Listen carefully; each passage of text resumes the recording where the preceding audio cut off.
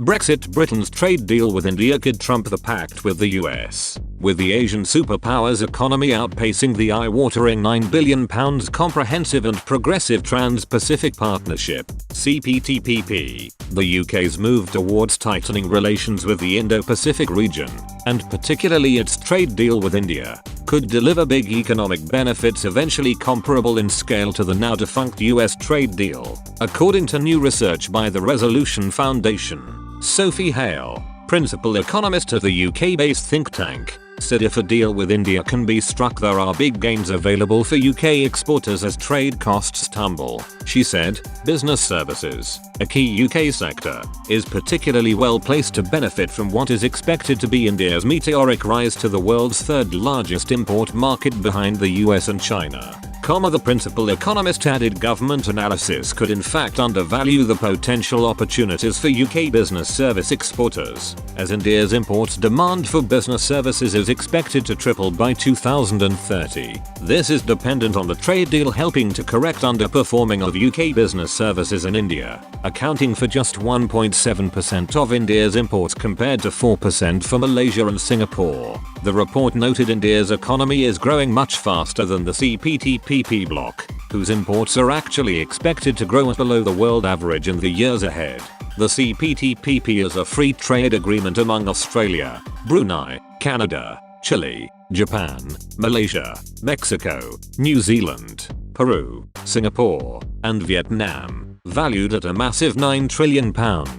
The report adds, while CPTPP is larger in terms of total imports, the potential gains may be smaller than a deal with India, as 95% of trade to this group is already covered by existing agreements. A trade deal with India would likely generate significant export gains, especially for manufacturing sectors. But the report also warned, a deal with India exposes UK business to much greater future uncertainty compared to a US deal, as India's export specialisms are changing at a far faster rate. In the past 10 years, 8 sectors have emerged as new comparative advantage compared to just one in the US. Any deal will increase the exposure of UK firms to unpredictable future competition from India. The move to tighten relation in the Indo-Pacific region would mean joining the CPTPP and striking a bilateral trade deal with India. Last February, then International Trade Secretary Liz Truss spoke with ministers in Japan and New Zealand to request to join the CPTPP, with formal negotiations set to begin this year.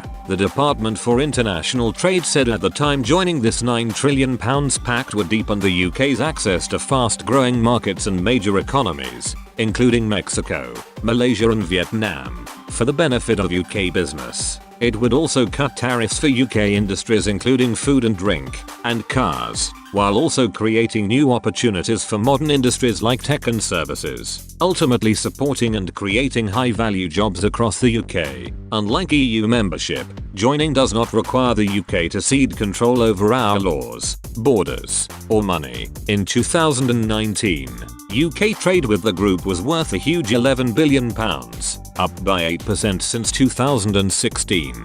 Prime Minister Boris Johnson said at the time, 1 year after our departure from the EU, we are forging new partnerships that will bring enormous economic benefits for the people of Britain. Applying to be the first new country to join the CPTPP demonstrates our ambition to do business on the best terms with our friends and partners all over the world and be an enthusiastic champion of global free trade. Ms. Truss had said, joining CPTPP will create enormous opportunities for UK businesses that simply weren't there as part of the EU and deepen our ties with some of the fastest growing markets in the world. It will mean lower tariffs for car manufacturers and whiskey producers, and better access for our brilliant services providers, delivering quality jobs and greater prosperity for people here at home. We're at the front of the queue and look forward to starting formal negotiations in the coming months.